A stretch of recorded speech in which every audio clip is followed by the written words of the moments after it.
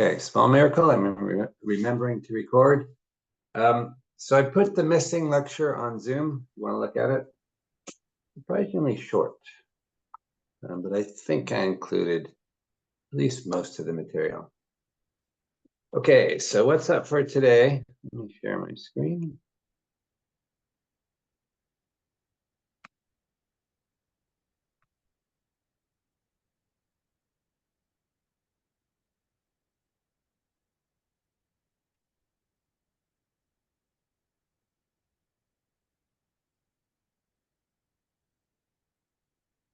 Okay, so today it's more on learning. We're going to start with Backprop.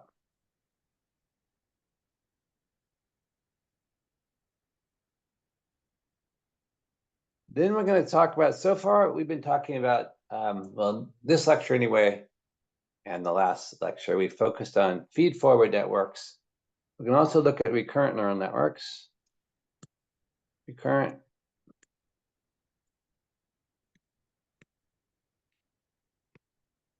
neural networks.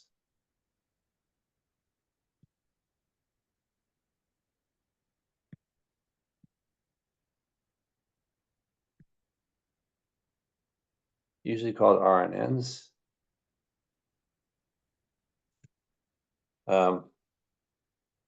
Again, we'll look at learning, low-rank structure, and then some extension to that.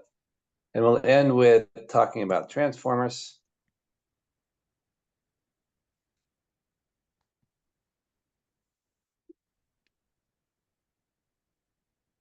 Which underlie large language models.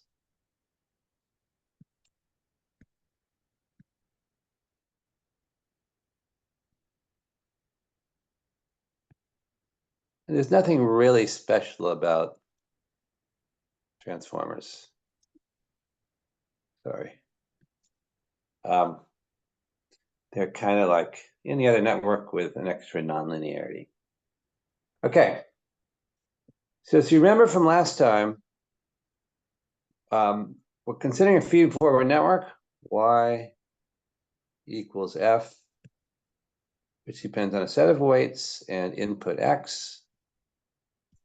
And we train on x mu, y mu, mu equals 1 to p. So we have three key training examples, and their loss, empirical loss, which is what we want to minimize, is 1 over 2p.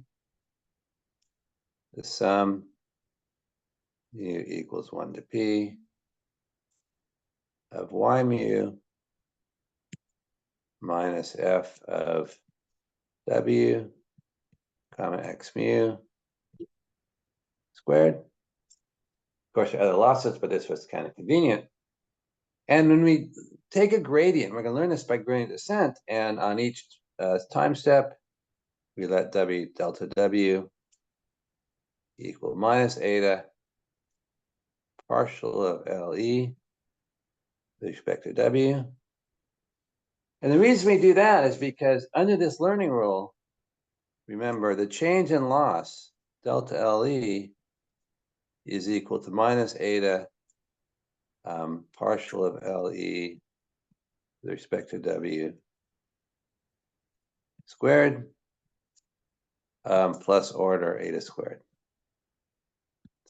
So if eta squared, the loss is guaranteed to go down or not change in each time step.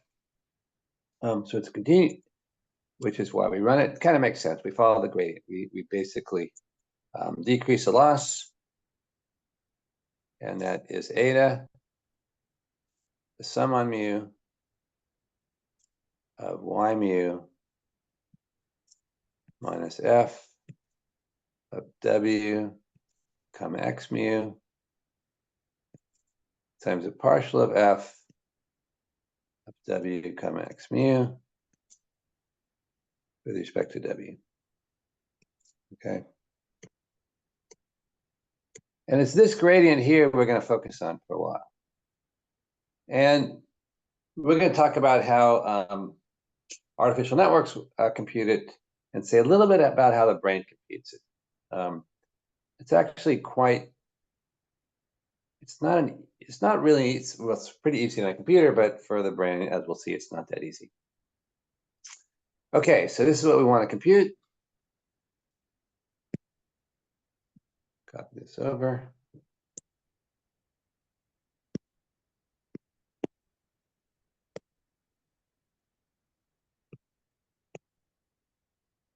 Okay.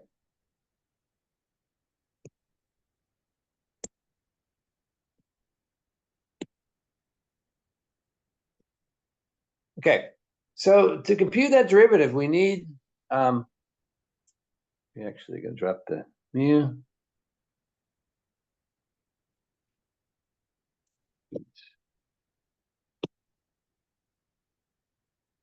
Actually. Okay. Our goal is to compute the partial of f of w comma x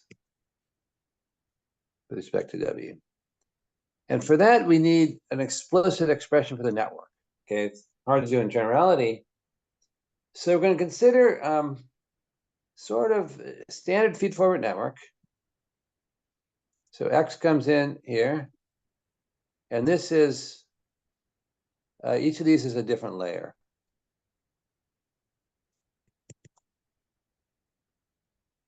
So this is L equals 1, 2, 3, L last layer is here, and the output Y is going to be,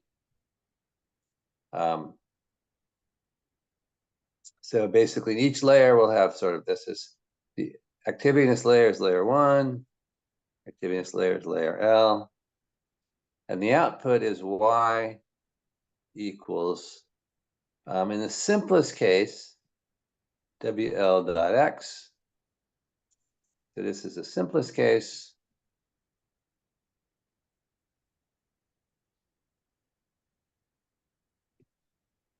So in the more complicated case, and that's what we're going to consider today.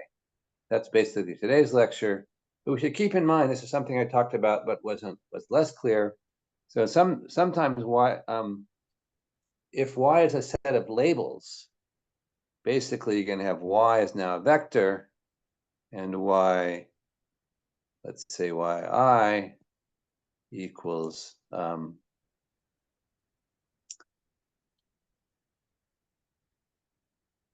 EXP of WLI dot XL divided by sum on J of EXP of WJL dot XL. Okay, so this is a softmax that I've been talking about before. In this case, Y is a probability. But for today, we're going to focus on this one.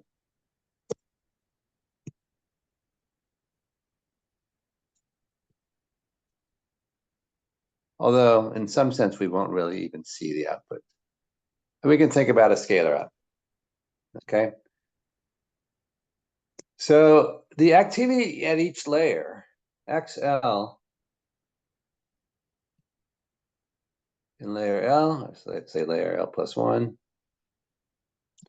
equals some nonlinearity times W L plus 1 dot XL. Okay.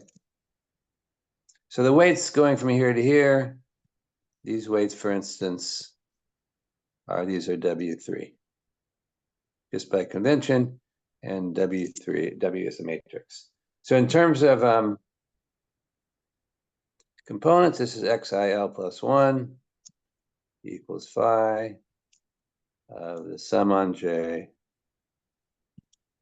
Wij L plus 1 times xjl. Okay, so this is our network. And given this, what we want to compute is basically this derivative in each layer. So we want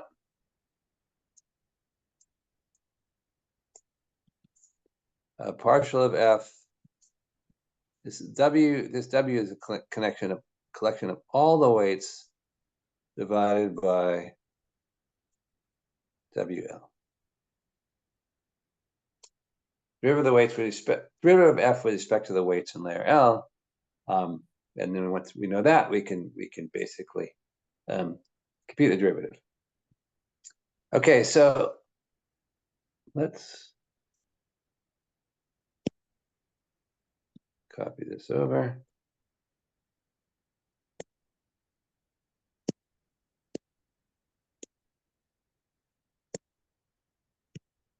This is our network. Okay, so this is what you need to remember. But it's convenient to define another variable, HL plus 1. HL plus 1 equals W L plus 1 dot XL. So basically, we've just taken this thing here and defined it to be HL plus 1. Okay. And now we can see that the partial of F with respect to H L plus 1. Actually, I'm going to this also, of course, implies that HL equals W L dot X L minus 1. So back to black. The partial of F with respect to WL equals a partial of F with respect to HL dot the partial of HL with respect to WL equals a partial of F with respect to HL times X L minus 1. Okay, so this is an important relationship. Basically, this is a derivative with respect to a matrix, and we replace that by a derivative with respect to a vector and times some activity, okay? So XL minus 1, we know, the goal now is to compute the partial of F with respect to HL minus 1. And HL minus 1 is a nice interpretation. It's it's a synaptic drive to neuron XL. Okay, so over here we can write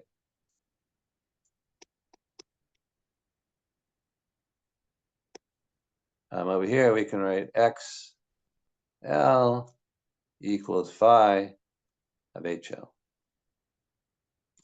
Okay, so if we know how much HL affects, so HL is basically in some sense synaptic drive. So our goal now is, instead of to compute this kind of complicated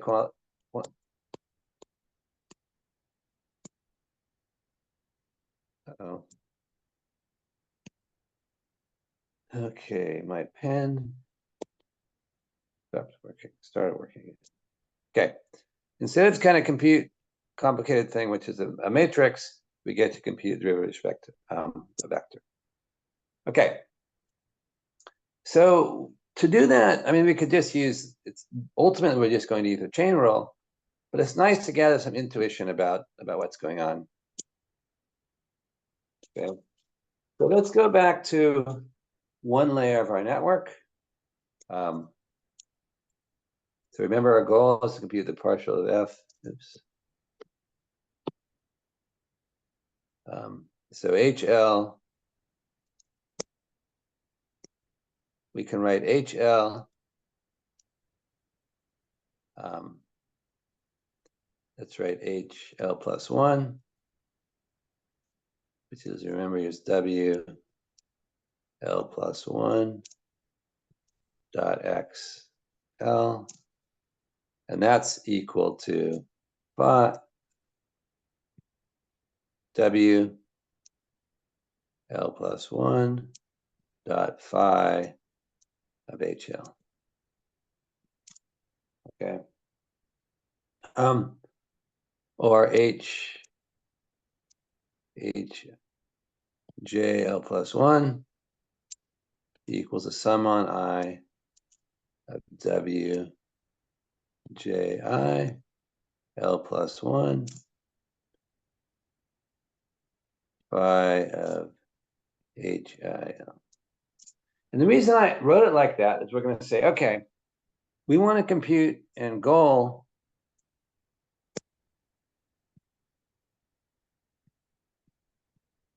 compute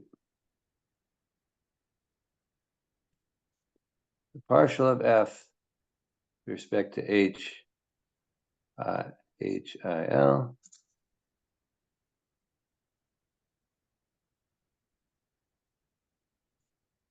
And that is, it's basically what we're asking is,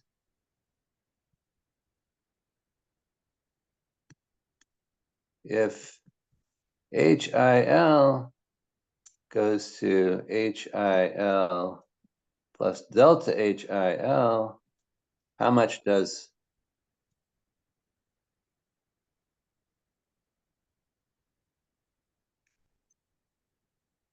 F change? Okay. So here's our picture. So this is layer L.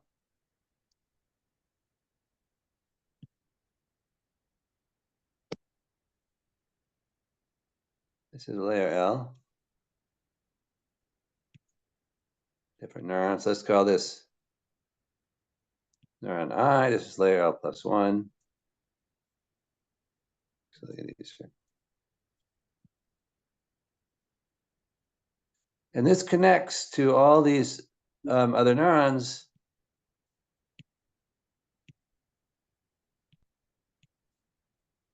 via some weights. And the weights here are W J I L plus 1. Okay. And we're going to say, so the idea is as HI changes, how does that affect HJ? I mean, so HIL changes, how does that affect HJL plus 1? So we're going to let HIL plus 1, sorry, HIL.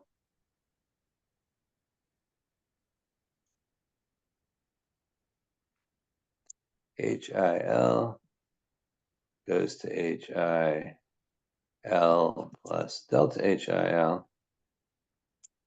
Okay. From this equation here, if you look at this equation here, okay, we see that that implies that HJ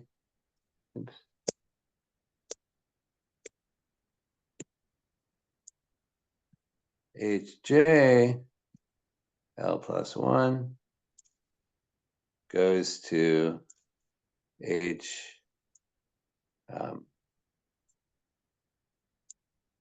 HJL plus 1 plus delta HJL plus 1 equals the sum on I. Actually, there's only one I, right? Because only HIL changes. So that's W J I L plus 1 phi of HIL plus delta HIL. And that equals, this is HJL plus 1 plus, just take a derivative, WJIL plus 1 phi prime of HIL times delta HIL. Okay, So the key thing is that this term here is equal to this term here. So these are equal, and we get delta hi hj l plus 1 equals w ji l plus 1 phi prime of hi times delta hi. Okay. So a small change in this weight here. So this tells us a small change in this layer changes the value of neurons, all the neurons in that layer. Okay, so that's now going to allow us to, so we're going to copy this over.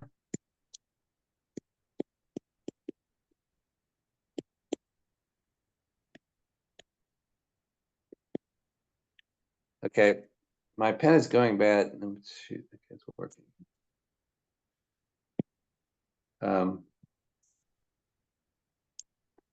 Copy this over.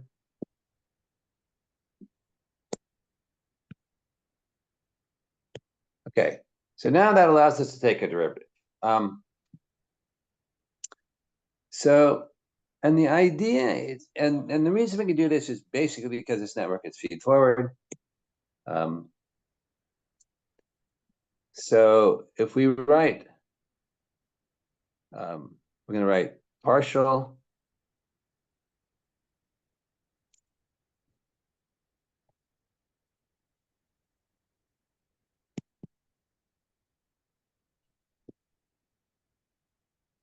okay.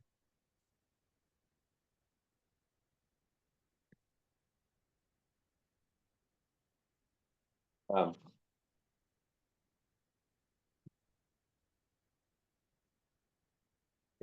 So think about changing the weights in layer L. So F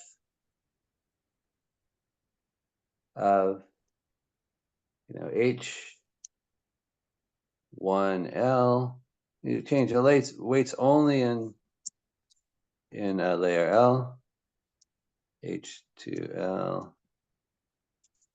So we're going to change one weight, HIL plus delta HIL to the end. This equals F of HL original plus the partial of F with respect to HIL, delta HIL. Okay. In the limit, of course, delta HIL, that's always small. Now, changing the HIL in layer L is the same as changing F. The same thing. What happens is F goes to FH H1L plus 1 plus delta H1L plus 1, comma, HJL plus 1 plus delta HJL plus 1 equals F of HL plus 1. So F of HL, I mean, this is plus the sum on J of partial of F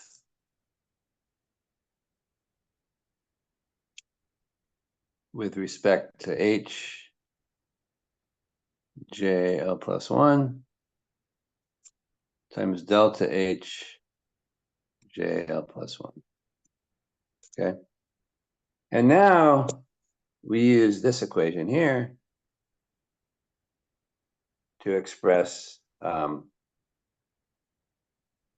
delta H J L plus 1 in terms of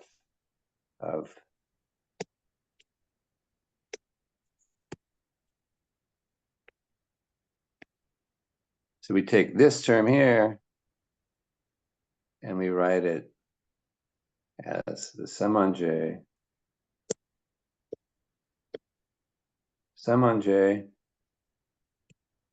a partial of F respect to H J L plus 1 times W times W Ji L plus 1 phi prime of HIL times delta HIL. Okay. And so this term here, these two terms, the important observation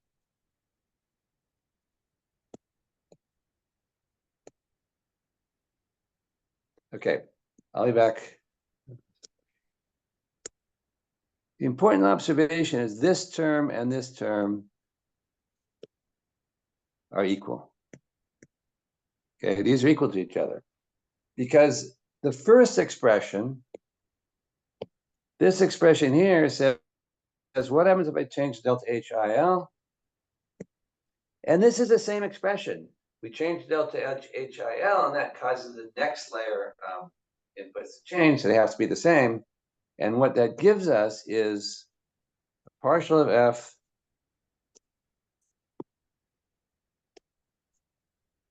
with respect to HIL equals the sum on J partial of F with respect to HJL plus 1 W JIL plus 1 phi prime of HIL. Okay, it's basically because this term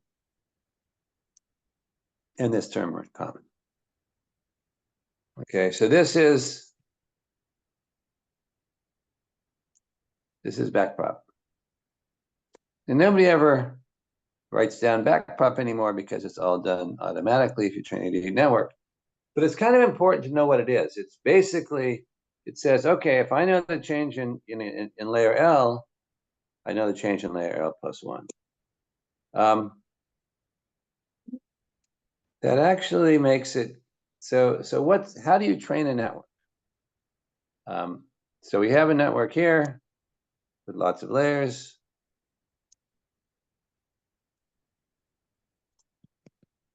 Layer here, X goes in, Y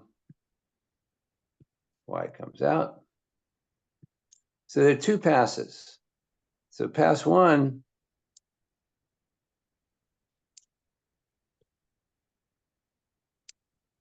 actually let's call this a forward pass.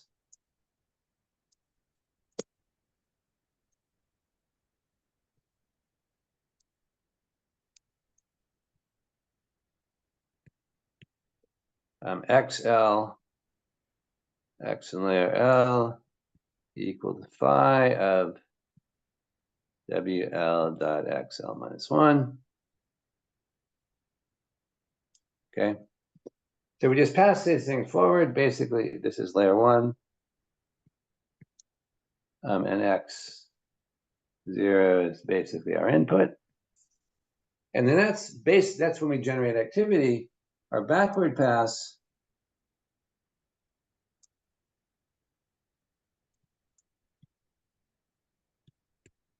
and this is for learning. We compute partial of F with respect to HIL equals the sum on J partial of F with respect to HJL plus 1 W JIL plus 1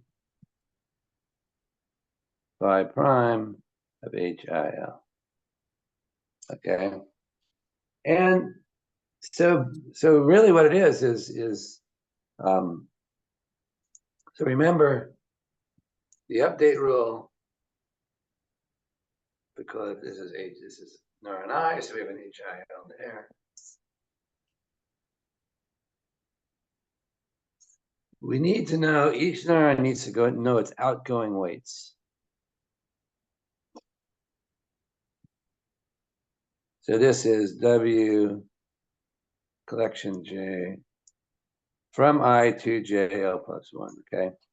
So there's two things that are hard about this. So one, neurons need to know outgoing weights.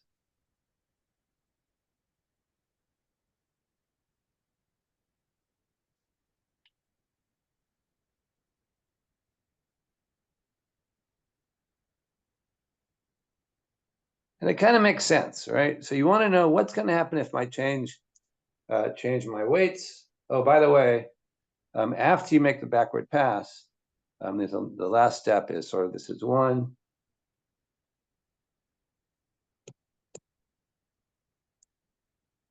1,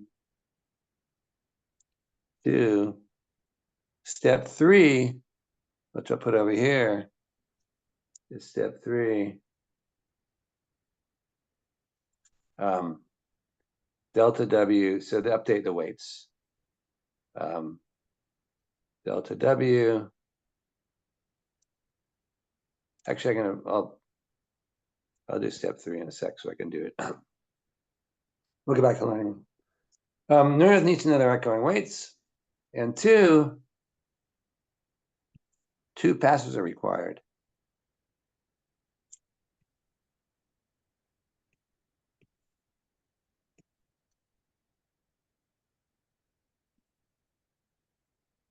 Okay.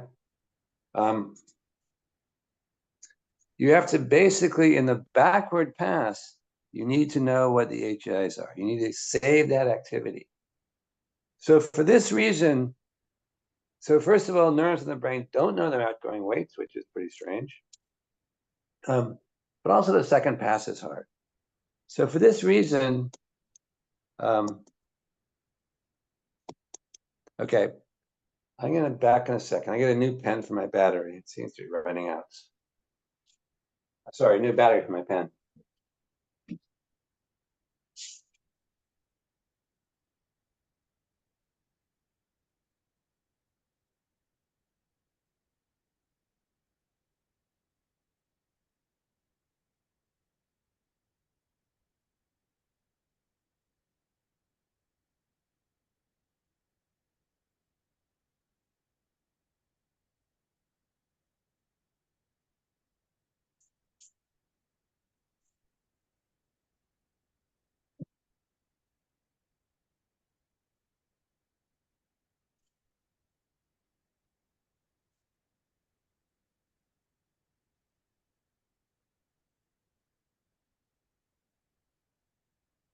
Okay, it turns out I do not have a new battery. So hopefully this makes sense. 2 passes required.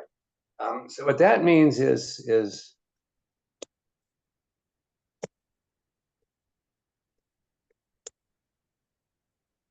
required. So because of that, backprop. So backprop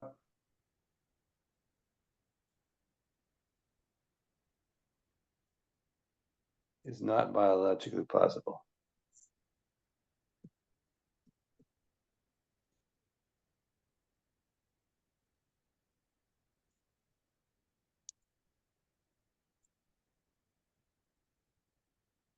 Okay. These backprop as practiced by neurons in the brain is not biologically plausible, which is a bit of a problem, okay? It's an extremely efficient learning rule. And as far as we know, it can't be done in the brain. So there's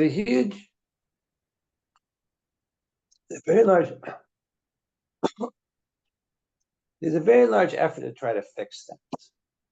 And I'm going to tell you about one approach. And it's a really burning issue. I'm going to tell you about one approach, and which may be used in some cases, but probably a little slow. So by the way, I just want to remind you that once we have this backprop error signal, once we have DF, DHL, what do we do with that? So remember, once we have that, then we go back to this. So once we know this, we can take it and we can put it in here by multiplying by activity. Okay. So let's talk about one way, which is called, so there is a way to implement backprop if you're willing to be a little bit slow.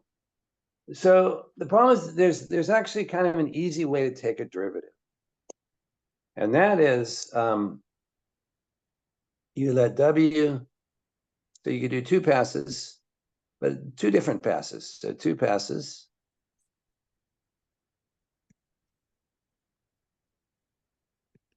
So pass one, pass number one, we're going to use the weight, and then pass number two, we'll let W go to W plus squiggle. But this is a random perturbation.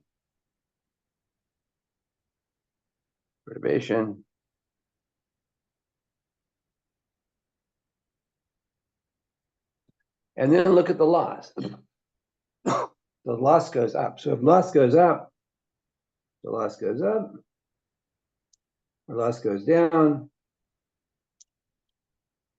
So loosely, loss goes down. Keep the perturbation.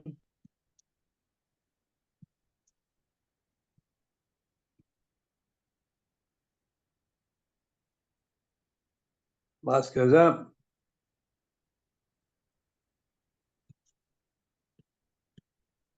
Let W go to W minus squiggle. So this is sort of intuitive explanation. But what you can do actually is write delta W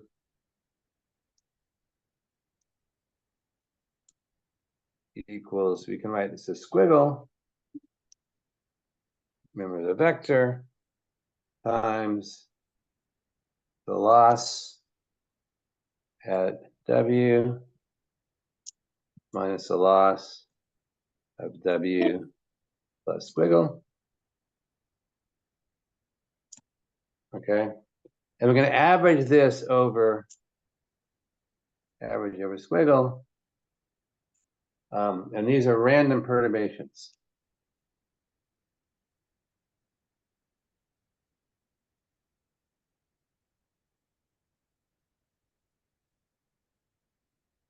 Okay. And now if squiggle is small, we'll let squiggle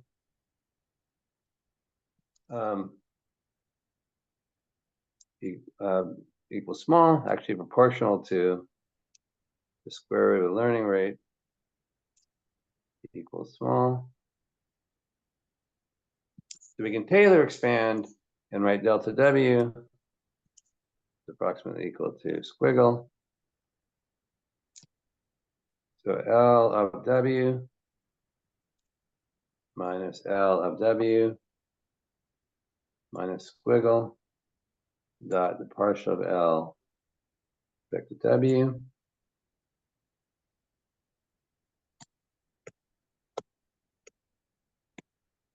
So these cancel, and we just get this is equal to minus average value of squiggle dot partial of L respect to W. And what we do is we set squiggle to the identity, learning rate times the identity. We do that, we get delta W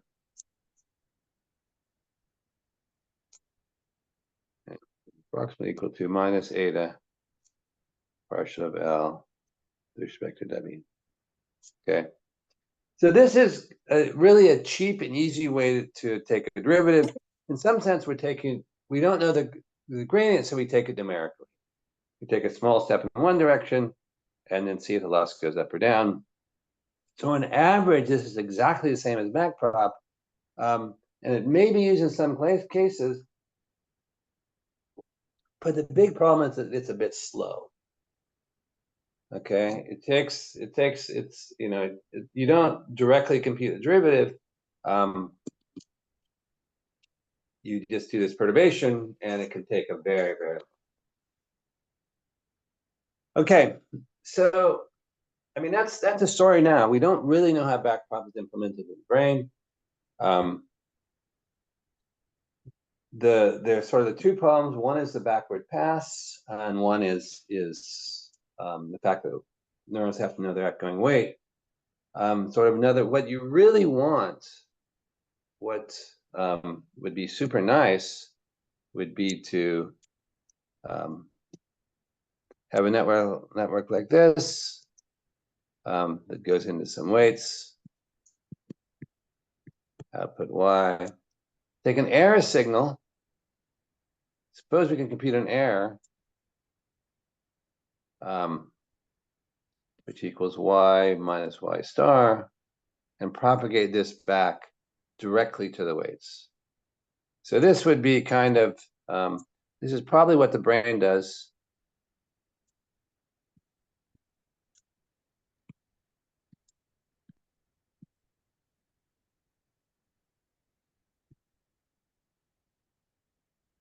Okay, expecting to propagate error packed to multiple layers, it seems unlikely, but we don't know how.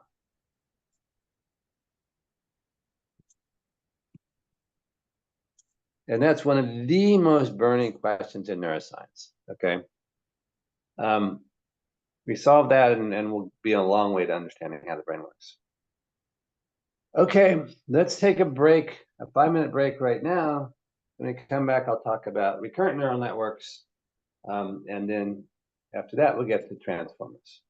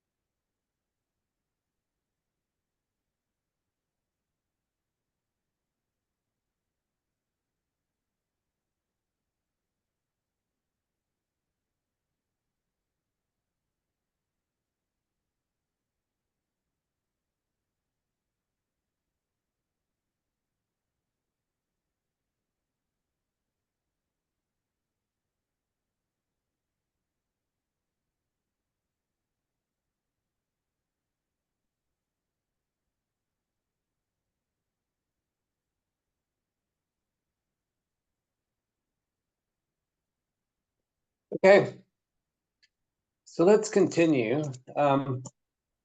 So far, we've been talking about feed-forward networks.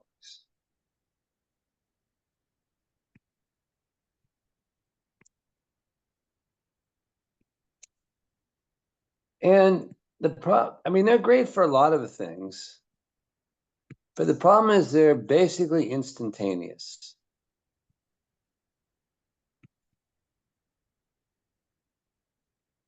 Right?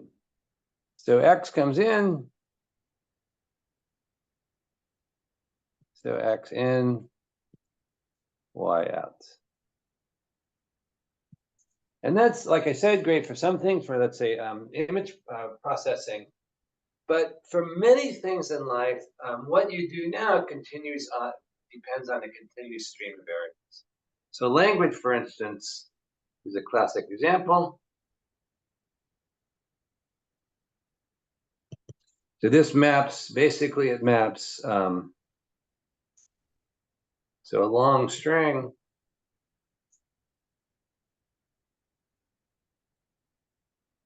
to meaning.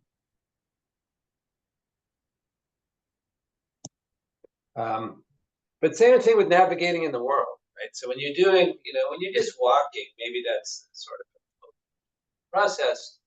But for many tasks, including playing sports and even wandering around the city, so for movement,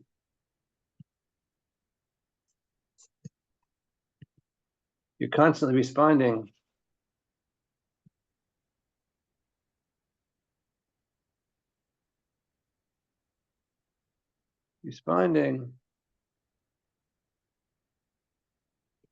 to sensory input.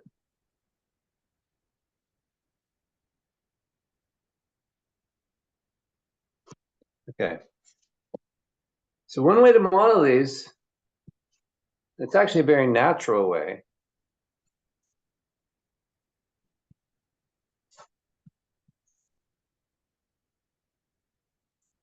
Model this is recurrent neural networks.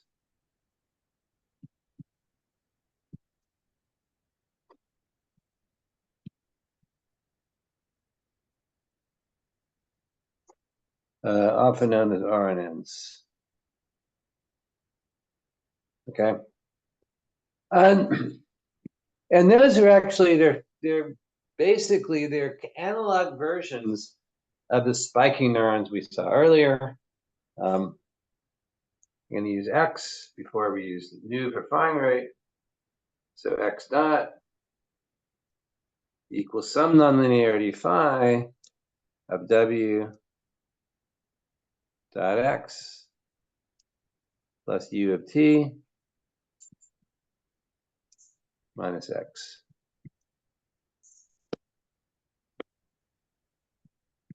So u of t is external input.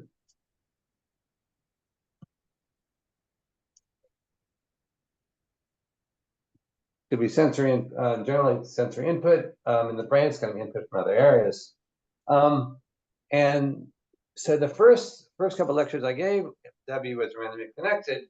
We're now going to learn W, and we're going to learn it basically through Backprop. Okay. And again, this is very useful for things like language, where you would be sort of somebody speaking. And what the effect of this to do is X. The idea is that X depends.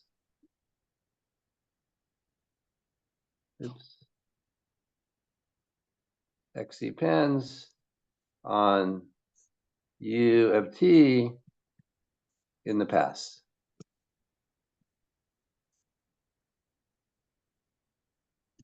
And depending on the network, it can be distance past. So sort of schematically, if for 3D, so X, so you might have one set of inputs. So X, it goes like this. This is for input u of t. And then for a different input, it starts in the same place, but goes somewhere else. So this is u1 of t, and this is u2 of t.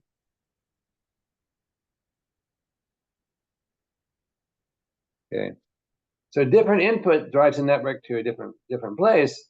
And the thing is this network, this input can be like, let's say it's we can take a simple example when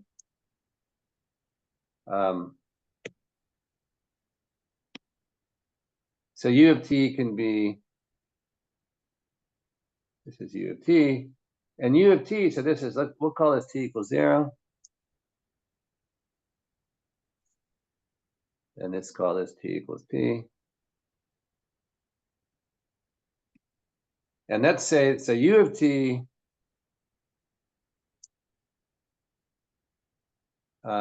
equals, a delta t, just some kick at t equals 0. Whereas, actually, this is u1 of t. This is our u1 of t. And u2 of t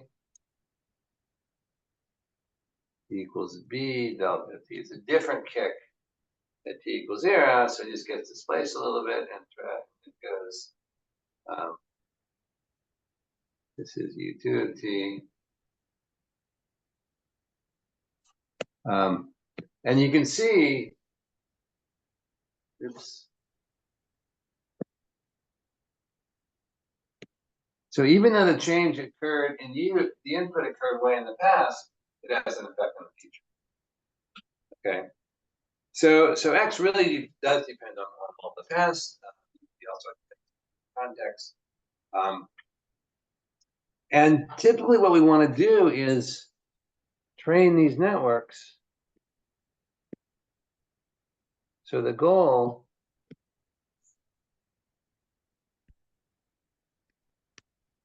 train networks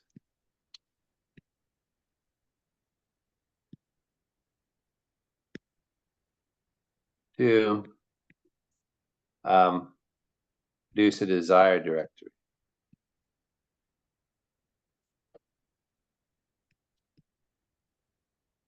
Trajectory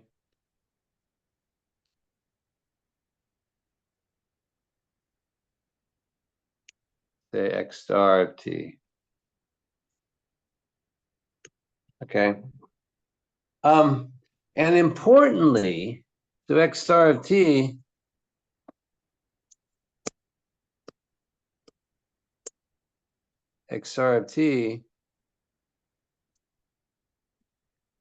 may specify only the endpoint.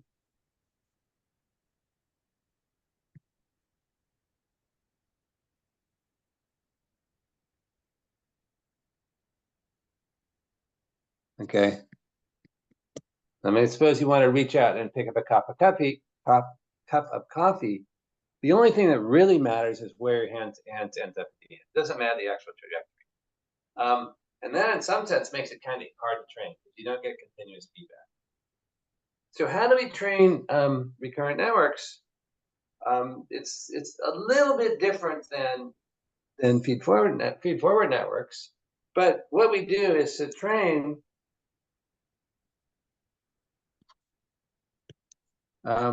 we unroll in time.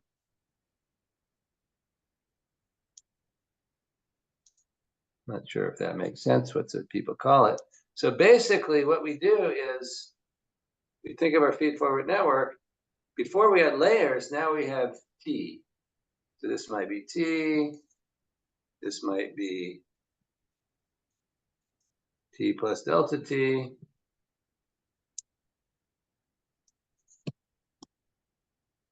We got a new eraser, new battery, and this is, the pen is not, uh-oh, it stopped working. This is really bad. Okay.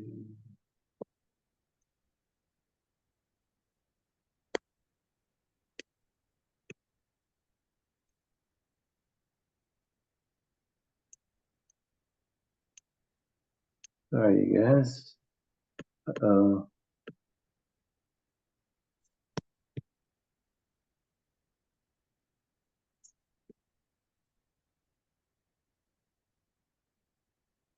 Hold on a second.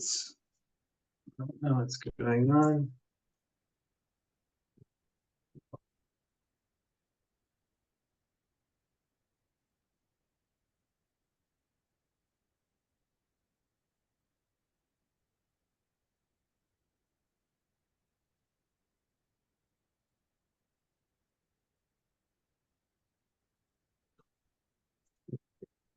That helps.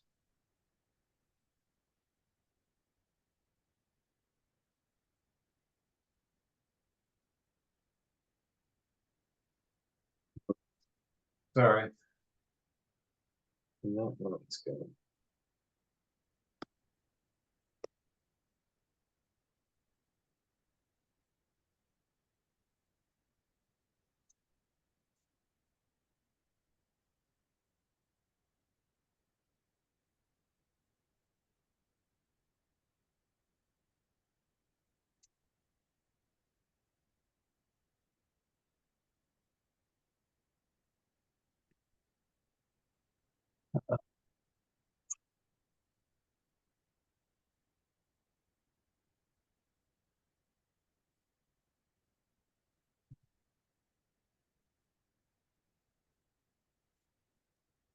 Okay, let me restart this. I'm very sorry about this. So I can draw with my mouse.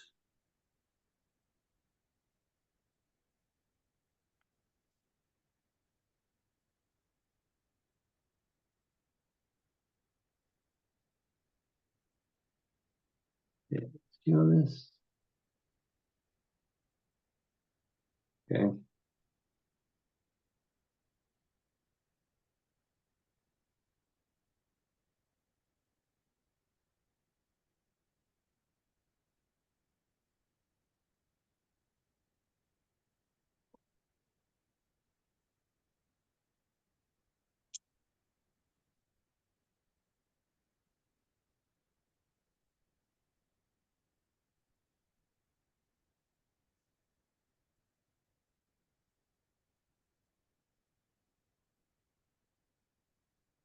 Weird. Sort of working.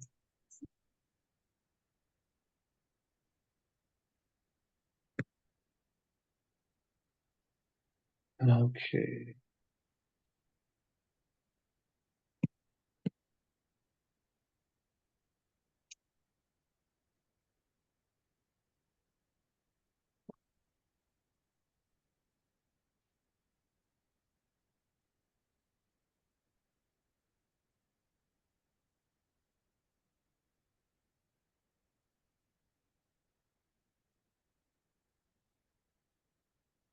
Okay.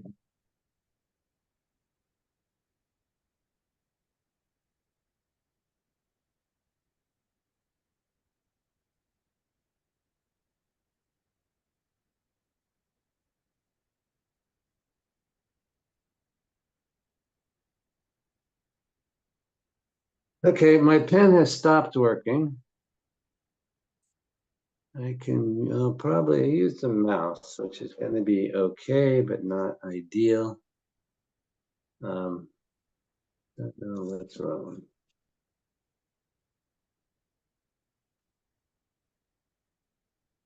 Yep, totally stopped working. Okay. A combination of, I can use text, I believe. Okay. So, this is not gonna, let's try text. So this is T plus VT, and so on. Oh man, let me,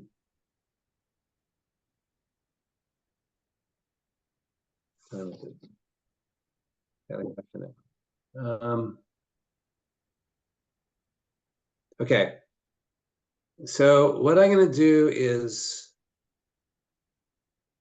I don't really want to restart my computer. I'm killing this one more time.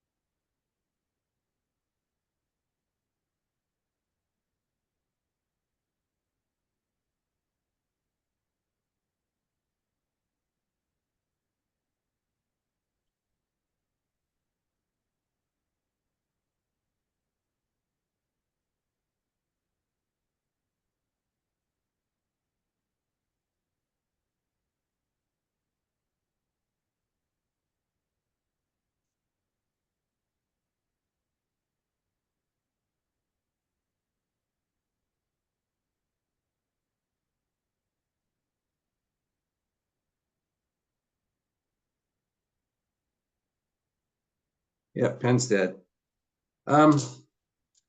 Let me get a different device.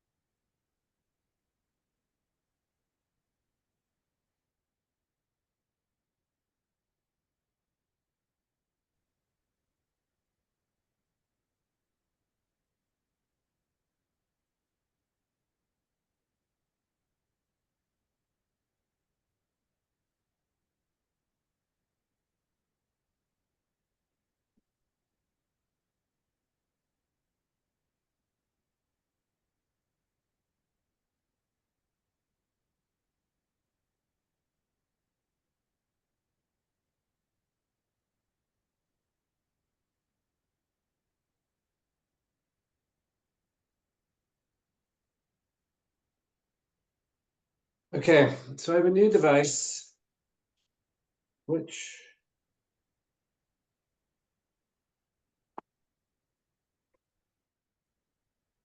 the good news, the downside, the bad news is my pen isn't charged yet. But for this one, I can use my finger. Okay, so that's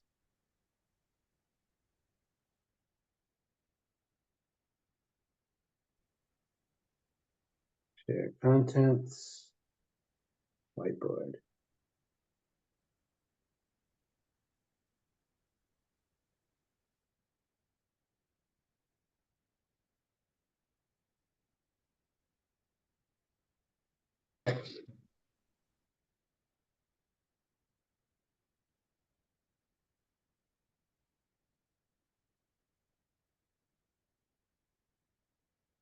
Got it.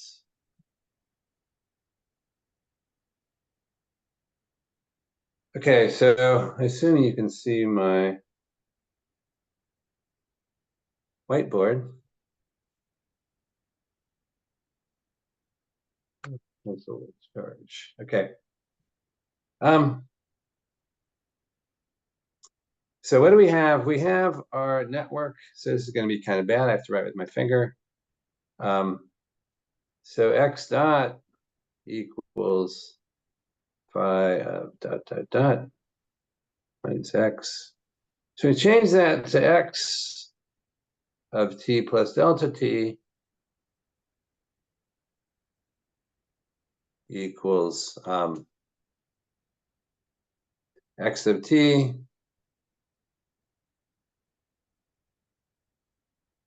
plus dt delta t times phi of w dot x plus u minus x. Okay. And we're going to write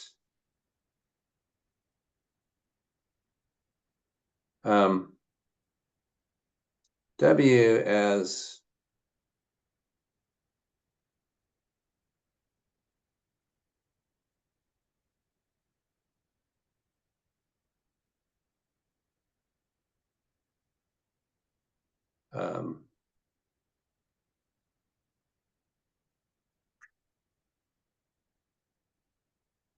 okay, as w of t. Okay. And basically, w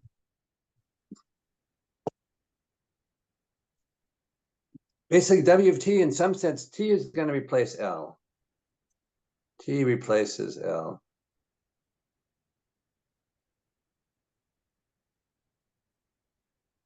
L, which was before was our layer. Okay. So to train these networks, how do we get?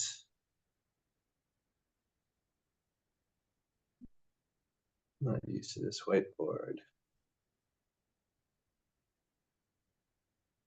I need to get a new page.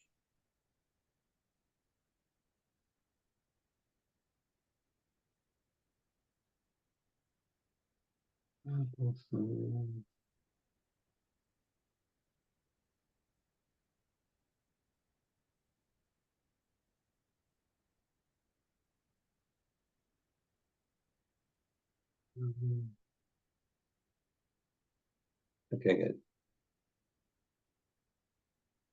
Okay. So basically we train, so replace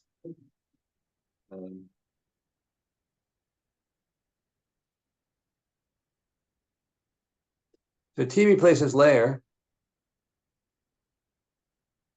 and then train using backprop.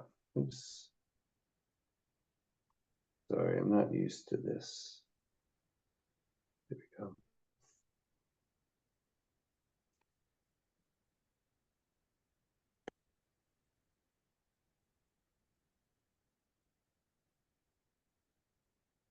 So train using backprop.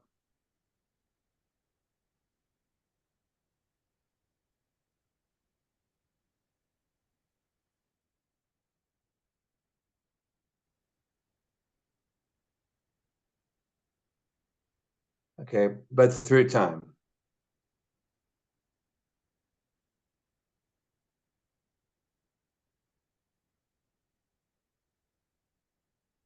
Okay, so replace the layers with time. There's a forward pass. Again, there's a forward pass.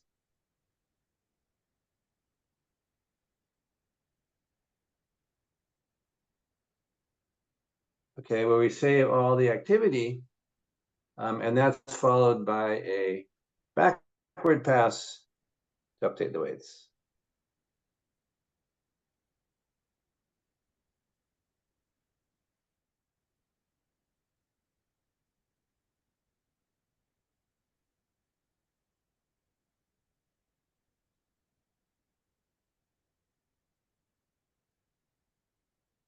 I'm really sorry about this.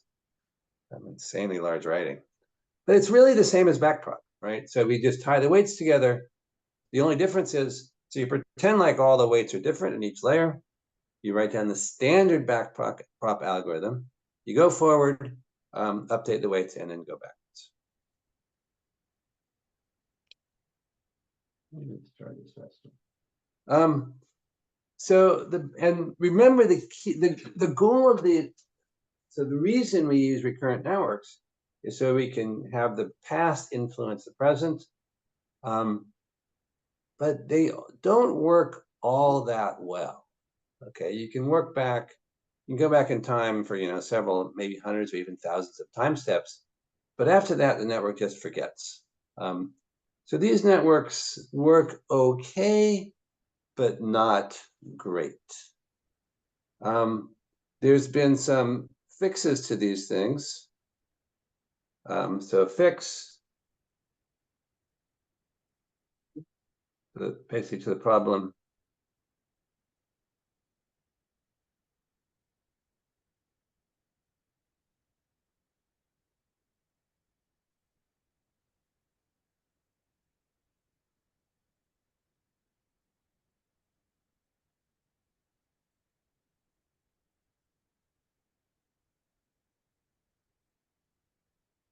Something called LSTM,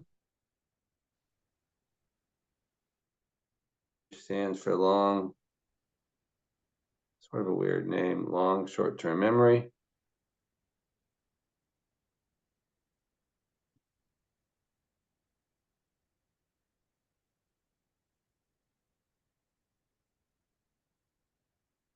And then GRU, which is gated linear network, gated current networks.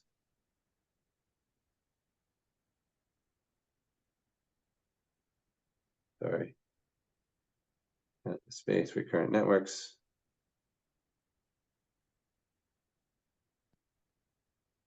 And they both have the same idea. In both cases, instead of having x dot, x dot had phi of w dot x plus u minus x. So what they do is they put another gate in front of this side that depends on various things. And this is really typically on or off. You can have a range. And it turns on and off. And that actually gives these networks a lot more temporal memory. They work a lot better. This is insanely non-biologically possible.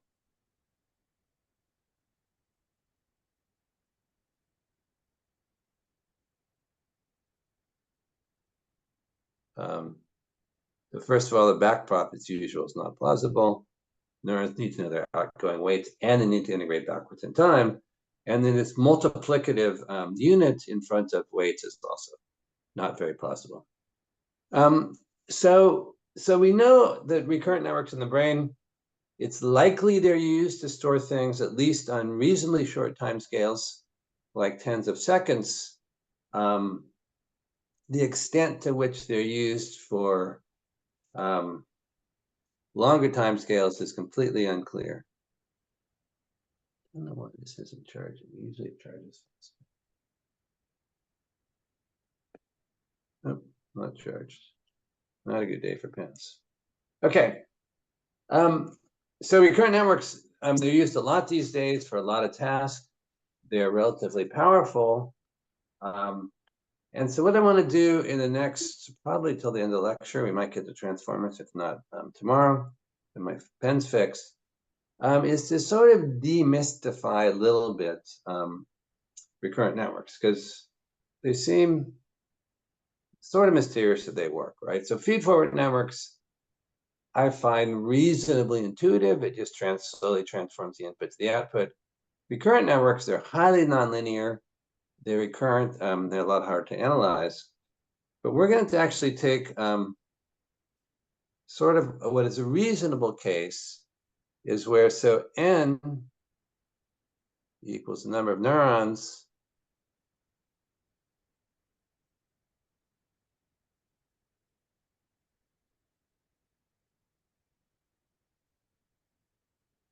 is large.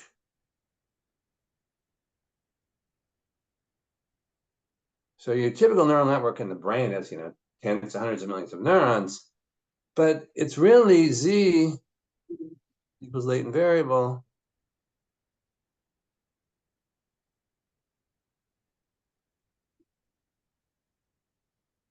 is low dimensional.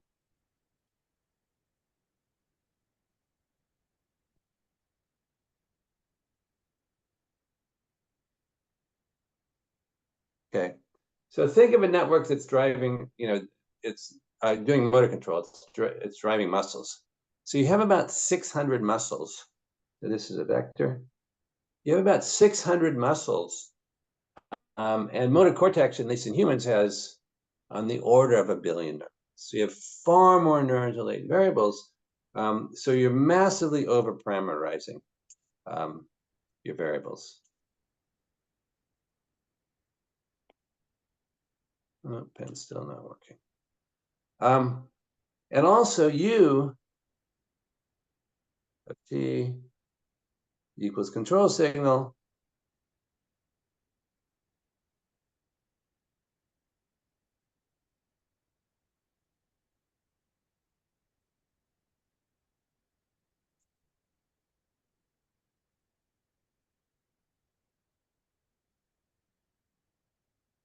is also low dimensional.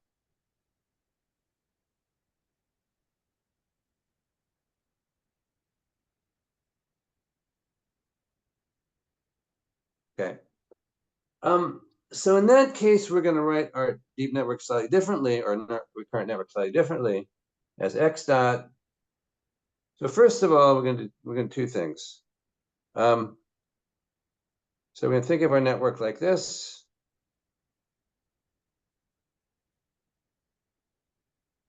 So we have a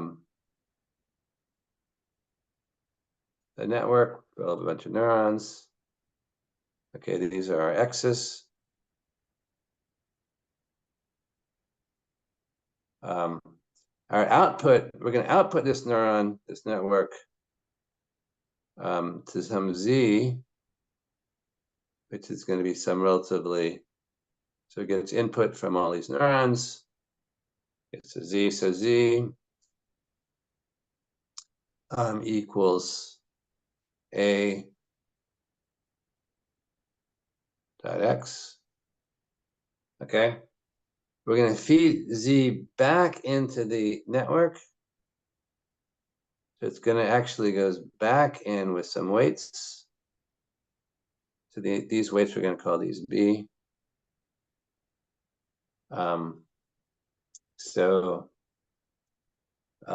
And so b gets fed in, and finally we have one more signal coming in, which is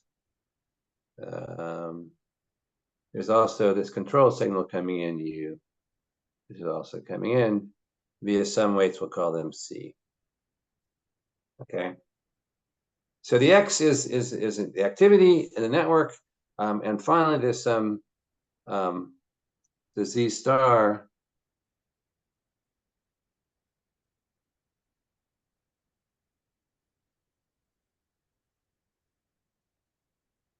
So z star of t equals desired signal.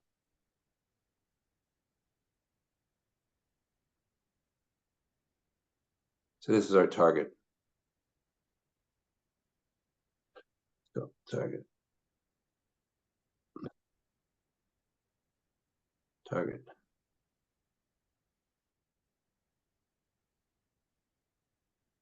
And z against the vector.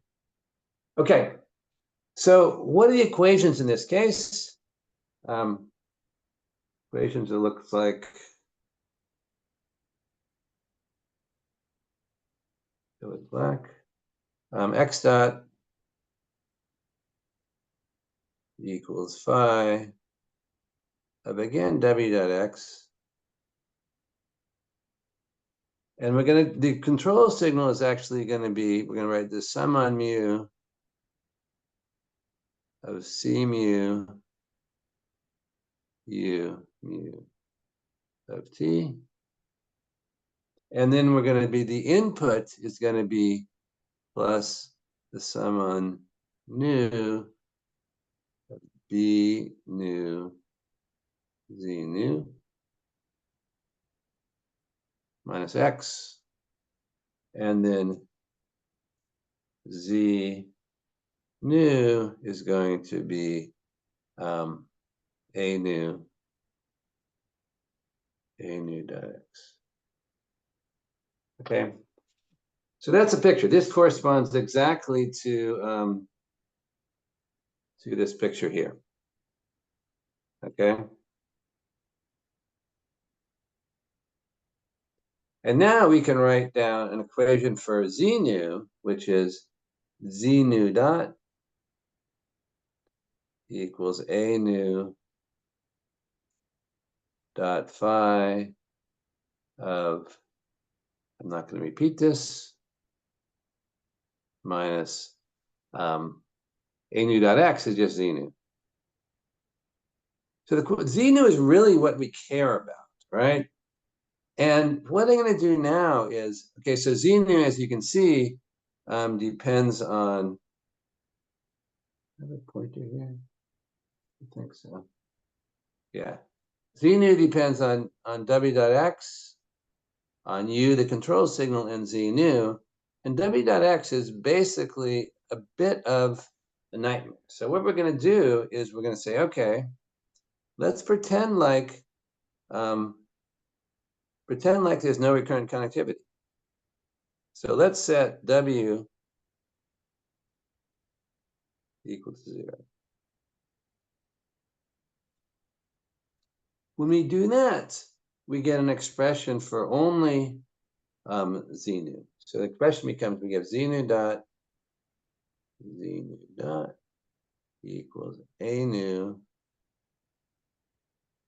dot phi of the sum on mu of b mu z mu plus the sum on, changing symbols, c nu u of t. So remember, u depends on t. Minus z nu. So basically, if we get rid of recurrent connectivity, we get an equation only for our latents. So A is a vector, not a matrix. Okay. So remember, a nu is a nu equals n-dimensional vector.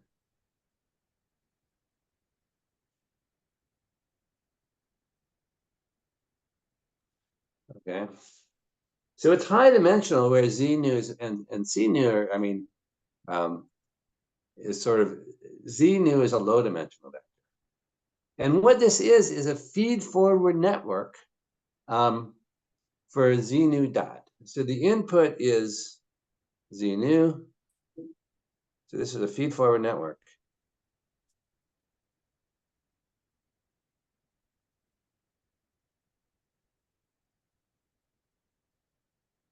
So the input is z nu. Let's see if I can get better at that with making dots. So the input, let's say there are 3 inputs. So this is z, this is z. My pen's working, 1%. Use my pen. So this is Z. So the next layer, this is n-dimensional. Okay. So, and then it goes back down to Z dot. To Z dot. Okay. And basically, these are the feed-forward weights A. And the activity here is phi of, sorry, these are the feed-forward weights.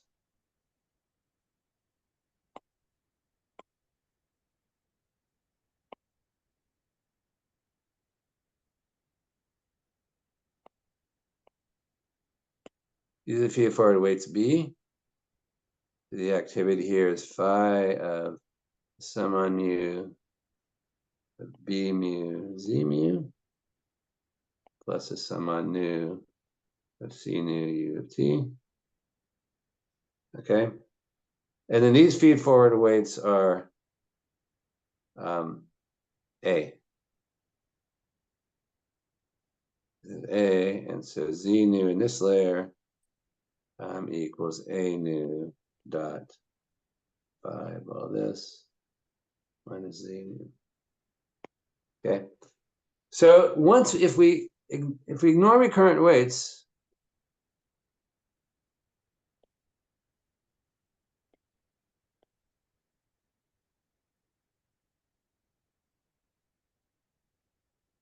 feed forward, so recurrent networks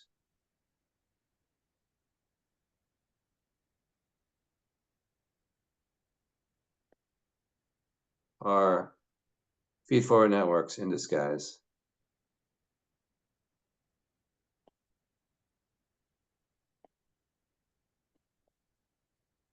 In disguise, okay. So all the intuition, not sure I can spell disguise. All the intuition we have for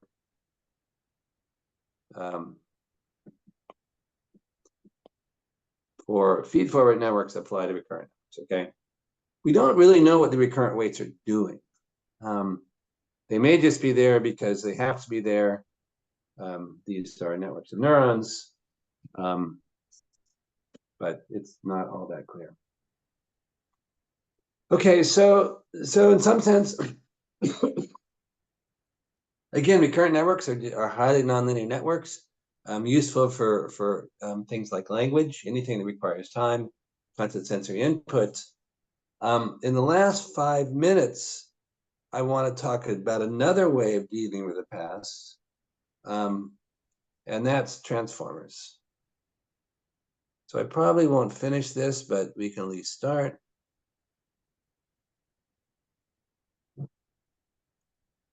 Okay, transformers.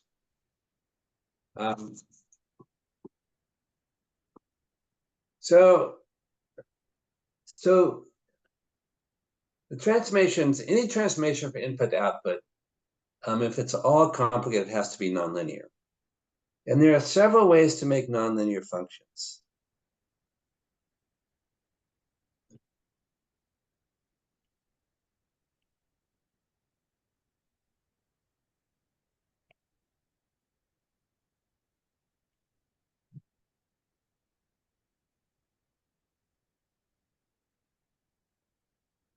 Okay, so one is a standard one. So standard feed-forward network.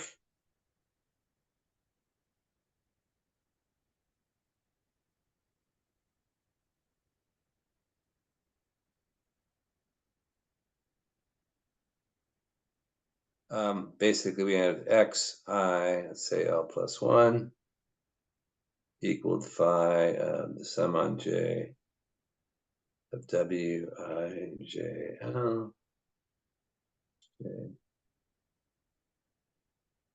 X, J, L. Okay, so it was a linear sum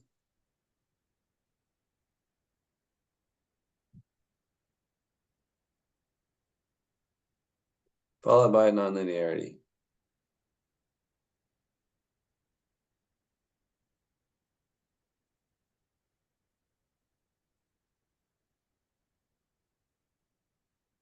nonlinearity was, of course, phi. It's often taken to be relatively simple, something like Aurelian. So what do transformers do? So transformers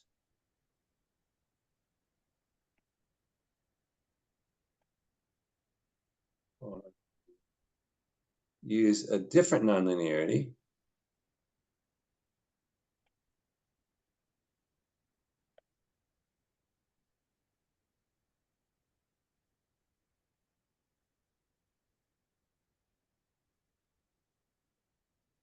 So basically it's xi L plus 1 equals phi of the sum on jk w I j k L plus 1 x j L x k L. That's it. They use, instead of a single sum, so it's a nonlinear sum in some sense. Nonlinear sum.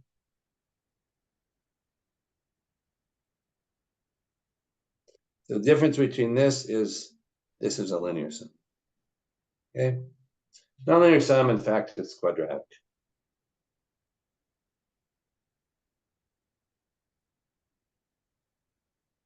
Okay. So next lecture, I'll finish that off. I'll finish off transformers, tell you how these are used to process language, or actually they're used now for any time series, not just language. And why, and there's no major advantage to transformers over large language models, except they're easy to train. Okay, so I deeply apologize about the pen problem. Fortunately, I recorded this, so I'll put the slides online.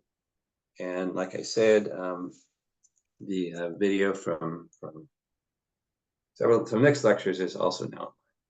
Okay, so I will see you on Wednesday.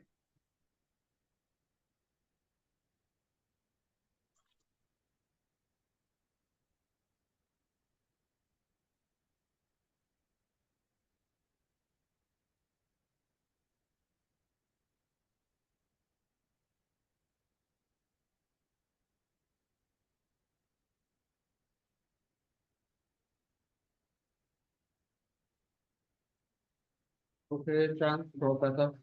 Sure.